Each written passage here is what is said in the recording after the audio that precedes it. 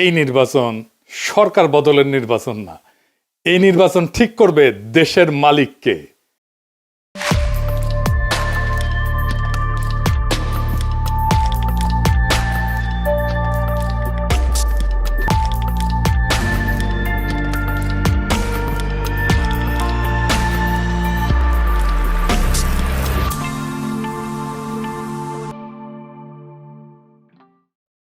এগারো দলের নির্বাচনে ঐক্য হয়েছে, আলহামদুলিল্লাহ। এইটা আরো ভালোভাবে হইতে পারতো, কিন্তু হয় নাই। যাই হোক, অসুবিধা নাই। এই জোটকে এখন বিজয় হইতে হবে। বিজয়ী হইতে পারলে এটা বাংলাদেশের গেম চেঞ্জার হবে, ইতিহাস বদলায় যাবে, বাংলাদেশের রাজনীতি বদল হয়ে যাবে চিরজীবনের জন্য। বাংলাদেশের মানুষ সত্যিকারের আজাদি পাবে। এগারো দলের নির্বাচনে ঐক্য জিতে যাবে, হ্যাঁ জিতে যাবে। এইটা কওয়া যেতে পারে পিস অফ কেক, আপোষে ঘটতে পারে যদি তারা রাইট স্ট্র্যাটেজি নিয়ে মাঠে থাকতে পারে। আর মাত্র 3টা সপ্তাহ। নতুন বাংলাদেশের দিশা দেখাইতে হইলে আপনার একদম নতুন স্ট্র্যাটেজি নিয়ে আগাইতে হবে। আমার স্ট্র্যাটেজি কলে ফুল প্রুফ, বন্দুকের গুল্লি মিস হইতে পারে, আমার স্ট্র্যাটেজি মিস হবে না। কিন্তু মুশকিলটা হইতেছে, আমি যেহেতু জোটের কেউ না, আমি তো হরিদাস পাল, তাই আমার এই ইউটিউব বানাই কইতে হইতেছে যে কেমনে এই স্ট্র্যাটেজিটা ইমপ্লিমেন্ট করবে। তাতে একটা মুশকিল আছে, এটা তো যায় না যাবে প্রতিপক্ষ। আসলে প্রতিপক্ষ যায় না যায় বা বুঝা যায় আপনি কোন স্ট্র্যাটেজি নিতেছেন, এটা প্রতিপক্ষের বুঝতে তো সময় লাগবে না, তাই না? একেবারে বেকুব না হইলে। তাই এই স্ট্র্যাটেজি কয়া দিলেও অসুবিধা নাই। 11 দলীয় জোট এটা যদি অনুসরণ করে ভালো, না করলেও সমস্যা নাই। অনেকে শিখা যাবেন কেমনে জাতীয় ইলেকশনে জিতে আসতে হয়। নির্বাচন আসলে অগলের মাথায় আসে একটা নির্বাচনে ইস্তেহার বানাইতে হবে, লেখা লাগবি।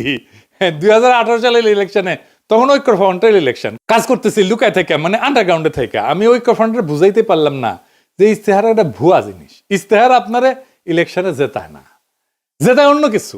এই ভূখণ্ডের রাজনৈতিক ইতিহাসে 2টা নির্বাচন ফেনোমেনাল হয়েছে।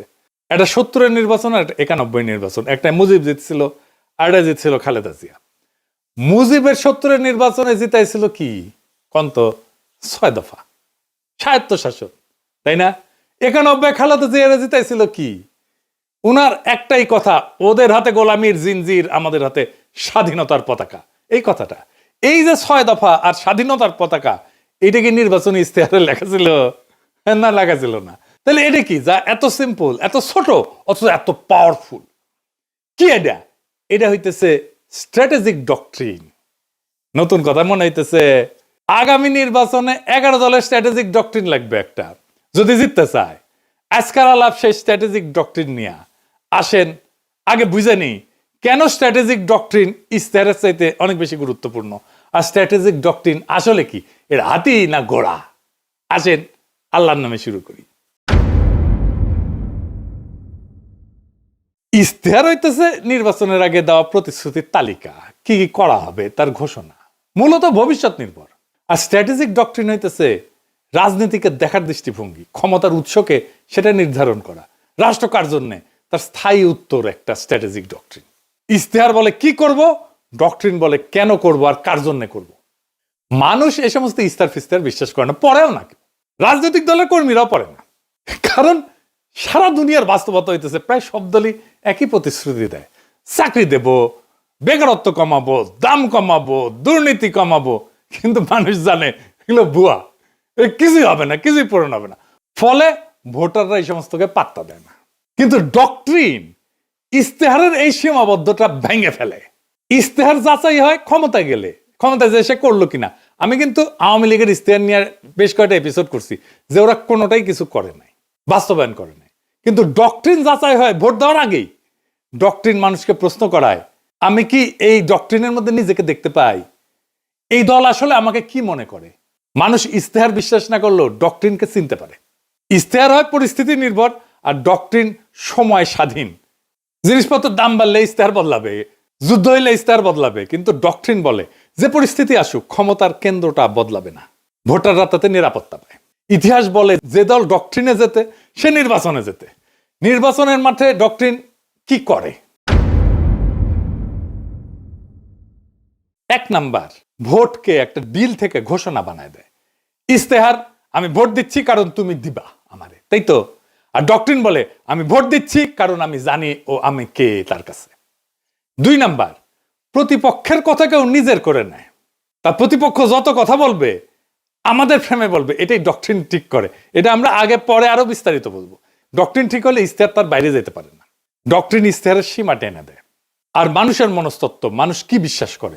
মানুষ বিশ্বাস করে যে তাকে সম্মান দেয়, যে তাকে ছোট করে না, যে তাকে মর্যাদা দেয়, যে তাকে রাষ্ট্রের মালিক বানায়, তাকে বিশ্বাস করে। আর ইশতেহার বলে আমি তোমার এটা দেব।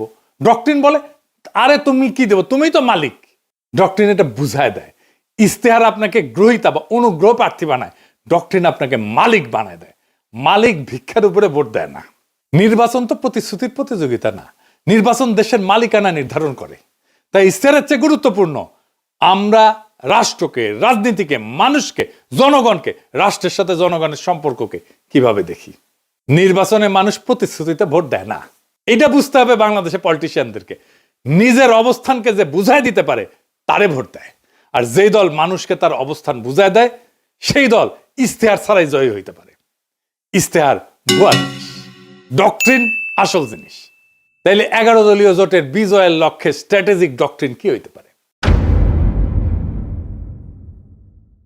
আগে দেখে নেই বিএনপির স্ট্র্যাটেজিক ডক্ট্রিন কি এই নির্বাচনে, বলতে পারবেন? এটা জানা দরকার, কারণ এই বিএনপির স্ট্র্যাটেজিক ডক্ট্রিনকে হারাইতে হবে। কি সেটা? সেটা হইতেছে সবার আগে বাংলাদেশ। আমার আগে আমরা, আমাদের আগে দেশ, সবার আগে বাংলাদেশ। সবার আগে বাংলাদেশ, সবার আগে বাংলাদেশ। দেখেছেন উনারা সচেতন ভাবে করছেন কিনা এটা উনারাই বলতে পারবেন। তবে এইটা একটা plain and pure strategic doctrine বিএনপির। সবার আগে বাংলাদেশ এটা কেবল স্লোগান না, এটা একটা ডক্ট্রিনাল স্টেটমেন্ট। এইটাই ক্ষমতার উৎস নির্ধারণ করে। তাহলে এই ডক্ট্রিনাল স্টেটমেন্টের সমস্যা বের করতে হবে। সমস্যাটা কি? এই স্লোগানের সমস্যা বের করতে পারলে এইটারে ফাইট করা সহজ। আর এইটারে ফাইট করতে পারলে বিএনপি পুরা ক্যাম্পেইন কোলাপস করবে। আসেন এটা দেখে নিই, আমরা বিস্তারিত খুঁটায় খুঁটায় দেখব। তাইলে বুঝবেন এই সরল কথার মধ্যে কি গরল লুকায় আছে। গরল মানে জানেন তো, বিষ বিষ বিষ।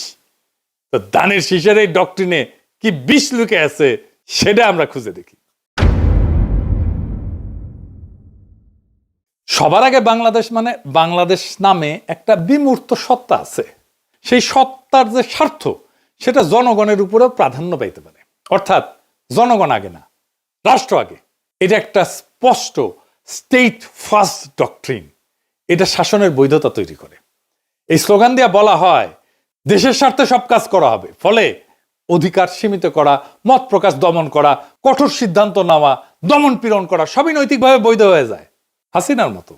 হাসিনাও এই একই ধরনের ডক্ট্রিনে বিলিভ করত, বিশ্বাস করত। এটারে বলা হয় ইংরেজিতে ইনস্ট্রুমেন্টাল লেজিটিমেসি ডক্ট্রিন, মানে উদ্দেশ্যের নামে পদ্ধতির বৈধতা। মানে উদ্দেশ্য হইতেছে আগে রাষ্ট্র, সবার আগে বাংলাদেশ। সেই জন্যে ওই সবার আগে বাংলাদেশকে রাখার জন্য যা যা পদ্ধতি আমি অ্যাপ্লাই করব সব বৈধ, সব সহি। এইটা জনগণকে সাবজেক্ট না অবজেক্ট বানায়, মানে জনগণ আর মালিক থাকে না, শাসিত হওয়ার বস্তু বানায় ফেলে। এই ফ্রেমে দেশ উপরে, জনগণ নিচে। জনগণ দেশকে সেবা দিবে, সেবা। জনগণ এখানে রাষ্ট্রের মালিক না, রাষ্ট্রের উপকরণ। এইটাকে প্যাটার্নালিস্টিক ডক্ট্রিনও বলা যায়, মানে অভিভাবক সুলভ শাসন ডক্ট্রিন বা অভিভাবকত্ববাদী রাষ্ট্রনীতি। এটা মানে কি?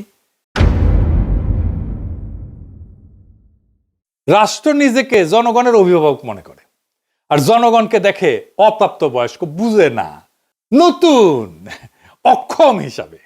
এই এই সোনামণি বসো, জান তুই টেকে হ্যাঁ নয় নতুন নতুন। যাদের হয়ে রাষ্ট্র ভালো বুঝে সিদ্ধান্ত নেয়। এই ডক্ট্রিনে জনগণ মালিক না, তত্ত্বাবধানে থাকা ব্যক্তি, যার সম্মতি প্রয়োজনীয় না, আনুগত্যই যথেষ্ট। প্রশ্ন করাকে দেখা হয় অকৃতজ্ঞতা হিসাবে। Paternalistic doctrine. বোঝা গেছে হাসিনা বলতো অকৃতজ্ঞ জাতি। এইখানে রাষ্ট্র বলে তোমার চেয়ে আমি বেশি বুঝি, আমি সবচেয়ে বেশি বুঝি। এই অভিভাবকত্ববাদী রাষ্ট্রনীতি এমন একটা শাসন দর্শন যেখানে জনগণ নাগরিকরা রাষ্ট্রের সন্তান। সন্তান বললে ভালো শোনায়, আসলে ওই অর্থে না আর কি, মানে অপ্রাপ্ত বয়স্ক জনগণ। দেখেন সবার আগে বাংলাদেশের ডক্টরিন কিন্তু পাল্টায় না কখনোই, মানে ধরেন যুদ্ধেও একই থাকে, সংকটেও একই থাকে, দমনেও একই থাকে। যুদ্ধও মানাবে, এটা সংকটও মানাবে, দমনেও মানাবে, কারণ দেশের জন্য সব যুক্তি খাটে। এটি ডক্টরিনের লক্ষণ। ডক্টরিন হয়ে উঠতে হইলে এরকম যে কোনো পরিস্থিতিতে এইটা কাজে লাগবে। এটা সীমা টানে না, ক্ষমতাকে অসীম কইরা দেয়। এই স্লোগানে কোথাও বলা নাই কি করা যাবে না, জনগণ কখন না বলবে, ক্ষমতার সীমা কোথায় বলা নাই। ক্ষমতা নিজেই তার সীমা ঠিক করে। এটা আনচেকড সোভার্নিটি ডক্ট্রিন, সীমাহীন সার্বভৌমত্বের ডক্ট্রিন। এইটা নিয়ন্ত্রণহীন সার্বভৌমত্ববাদী রাষ্ট্রনীতি। রাষ্ট্র নিজেই নিজেকে চূড়ান্ত ক্ষমতার উৎস মনে করে, যার উপরে জনগণের সম্মতি, জনগণের জবাবদিহিতা চাওয়ার অধিকার, এমনকি জনগণের এটা সীমা ঠিক করে দেওয়া, এটা কাজ করে না। এই ডক্ট্রিনে ক্ষমতার উপরে কোনো কার্যকর নিয়ন্ত্রণ থাকে না। রাষ্ট্রের স্বার্থ সব প্রশ্নের ঊর্ধ্বে। নাগরিক অধিকার এখানে শর্ত সাপেক্ষ হয়ে যায়। রাষ্ট্র বলে আমি সিদ্ধান্ত নেব, সীমা আমি ঠিক করব, তুমি কোন তেজপাতা, তুমি কোন। তার মানে সবার আগে বাংলাদেশ কোনো আবেগী স্লোগান না, এটা এমন একটা স্ট্র্যাটেজিক ডক্ট্রিন যা রাষ্ট্রকে জনগণের উপরে স্থাপন করে এবং ক্ষমতাকে সীমাহীন বৈধতা দেয়। তাইলে এই সবার আগে বাংলাদেশ এই স্লোগানের স্ট্র্যাটেজিক ডক্ট্রিনকে হারাইবেন কেমনে? এই প্রথম কৌশল হইতেছে এটাকে আক্রমণ করা যাবে না। আক্রমণ না করে হারানো যায়, খুব চমৎকার ভাবে হারানো যায়, অপরূপ ভাবে হারানো যায়, মোলায়েম ভাবে হারানো যায়। কারণ আপনি এটা ব্যাখ্যা করতে পারবেন না এখন কেন এটা খারাপ। আপনি জন ধরে বুঝাইতে পারবেন না, টাইম নাই, কইতে পারবেন না বুঝিস এই স্লোগান কিন্তু তোমার স্লোগান। তাই এইটার কৌশল অন্য। কি সেই কৌশল? এই স্লোগানকে গ্রহণ করতে হবে। আমরা এটাকে গ্রহণ করতেছি কারণ রাজনীতিতে যে স্লোগান জনগণের মনে কিছুটা ঢুকে গেছে, সেটাকে ভাঙা সহজ হয় না, কিন্তু সেটাকে নতুন অর্থ দিতে পারলে জেতা যায়। আমরা এটাকে নতুন অর্থ দেব। তাহলে কি হবে? Counter narrative. কিভাবে আমরা এই কথাটাকে নতুন মিনিং দিতে পারবো, নতুন অর্থ দিতে পারবো? তাহলে আমাদের এমন একটা স্লোগান আবিষ্কার করতে হবে যেই স্লোগানের মানে এই বিএনপির স্লোগান সবার আগে বাংলাদেশের স্লোগানের অনিবার্য পরিণতি বলে মনে হয়, ডেস্টিনি বলে মনে হয়। কি হইতে পারে সেটা? সবার আগে বাংলাদেশের কাউন্টার ন্যারেটিভ হবে আমরাই বাংলাদেশ। ওরা বলবে সবার আগে বাংলাদেশ, আমরা বলবো সেটাই তো আমরাই বাংলাদেশ। এখানে কোনো ঝগড়া নাই, এখানে কোনো কনফ্রন্টেশন নাই, এখানে কোনো কন্ট্রাডিকশন নাই, এখানে আছে কমপ্লিশন, সম্পূর্ণতা। বিএনপি বলছে কি আগে, আমরা বলছি ওইটা আসলে কি, কেন আমরাই বাংলাদেশ। বিএনপির সবার আগে বাংলাদেশ স্লোগানকে আমরাই বাংলাদেশ স্লোগান সুপারসিড করে যাবে। এখানেই মূল খেলা। আমি এখানে কয়েকটা দিক ব্যাখ্যা করব কেন, কিভাবে এটাকে সুপারসিড করে যাবে। আসেন সেটা বুঝে দেখি, খুব মজা লাগবে। প্রথমে দার্শনিক ব্যাখ্যা, মানে পলিটিক্যাল ফিলোসফির ব্যাখ্যা। বাংলাদেশ জমি না, পতাকা না, সংবিধানের কাগজ না, বাংলাদেশ হলো মানুষের সমষ্টিগত রাজনৈতিক অস্তিত্ব। এখান থেকে আসে জনগণের সার্বভৌমত্ব। মানুষ মানে রাষ্ট্রের মালিক। তাই আমরাই বাংলাদেশ কোনো আবেগী কথা না, এটা সার্বভৌমত্বের ঘোষণা। বিএনপি দেশকে একটা বাইরের বস্তু হিসেবে দেখে, আমরা দেশকে নিজেদের পরিচয় হিসেবে দেখি। 2 নাম্বার রাষ্ট্রনৈতিক ব্যাখ্যা বা স্টেট লজিক। বিএনপির ফ্রেম রাষ্ট্র আগে, রাষ্ট্র সিদ্ধান্ত নেয়, মানুষ উপকারভোগী। আমাদের ফ্রেম মানুষ আগে, মানুষ সিদ্ধান্ত নেয়, রাষ্ট্র মানুষের যন্ত্র। এইখানে ক্ষমতার কেন্দ্রটা বদলায় যায়। এইটাকে বলে সাবজেক্ট শিফট। বিএনপি বলে আমরা দেশ চালাবো, আমরা বলি আমরাই দেশ। এই অবস্থান থেকে কাউকে হারাইতে গেলে বলতে হয় তুমি দেশ না। এইটা তো সে বলতে পারবে না।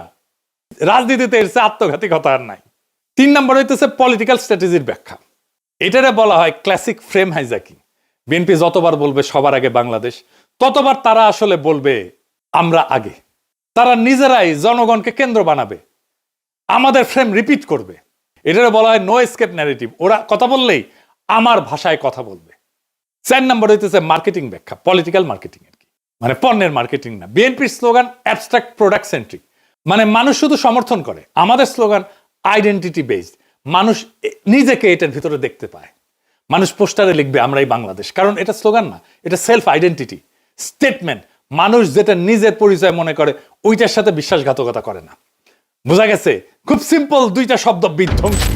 আপনাদের মনে আছে আওয়ামী লীগের জয় বাংলা স্লোগানটারে ক্যাপচার কইরা ধ্বংস করে দিছিলাম, আগে ক্যাপচার করছি তারপরে ধ্বংস করে দিছি, ডেস্ট্রয় করে দিছি। বেশি দিন আগের কথা না, মনে আছে না যেই স্লোগান তাদেরকে উদ্দীপ্ত করার কথা, সেই স্লোগানটাকে আগে ক্যাপচার কইরা ধ্বংস করে দিছিলাম একেবারে পুরাপুরি। এই টেকনিকে এবার আসেন ইলেকশন জার্নির আর্ক, সেটা আবার কি? এটা আসলে কি? নয়া নয়া জিনিস করছেন দাদা, কঠিন মনে হচ্ছে, আরে কঠিন না, সেল চালাইয়া বুঝে যাবেন। আসেন সেল চালাইয়া বুঝে নিই। এইটা আসলে ভোটের আগে থেকে ক্ষমতায় যাওয়ার পর পর্যন্ত জনগণকে একসাথে নিজের সাথে যুক্ত রাখার রোডম্যাপ, পথ নকশা। এখানে ভোট শুধু একটা ঘটনা, পুরো গল্প না, ঠিক আছে? বর্তমান বাংলাদেশের বাস্তবতাটা কি? এটা কি জন অসন্তোষ এটা দিয়ে শুরু হয়? তা না, শুরু হয়েছে একটা হতাশা দিয়ে, গভীর হতাশা দিয়ে, একটা ভ্রম দিয়ে, একটা ভুল দিয়া।